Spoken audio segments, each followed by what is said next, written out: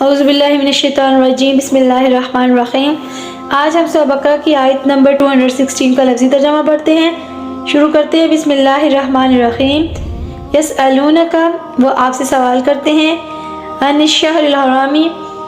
حرمت والے مہینے سے، قتال، جنگ کرنا، فیہ، اس میں، قل، کہہ دیجئے، قتال، جنگ کرنا، فیہ، اس میں، کبیر، بڑا ہے گناہ، وصد، اور روکنا، عن سبیل اللہ، اللہ کے راستے سے، وکفر، اور نہ ماننا یا انکار کرنا، بہی، اس کا، المسجد الحرامی، اور مسجد حرام سے، واخراج، اور نکال دینا، اہل ہی، اس کے لوگ، منہ، اس سے، اکبر، زیادہ بڑا ہے، عند، نزدیک، اللہ کے، والفتنۃ، اور فتنہ، اکبر، بہت بڑا، من القتل، قتل سے، ولا یزالون، اور وہ ہمیشہ رہیں گے، یقاتلونکم، وہ تم سے لڑیں گے، حتی، یہاں تک کہ، یردوکم، تمہیں پھیر دیں وہ، عن دینکم، تمہارے دین سے، ان استطاعوا،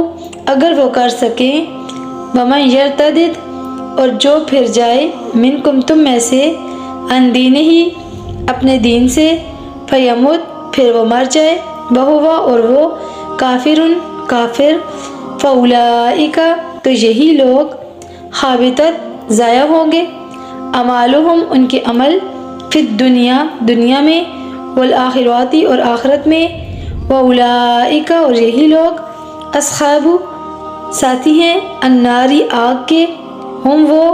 فیہا، اس میں، خالدون، ہمیشہ رہیں گے۔ اس آیت ربانی میں کیا ارشاد ہوا؟ وہ آپ سے سوال کرتے ہیں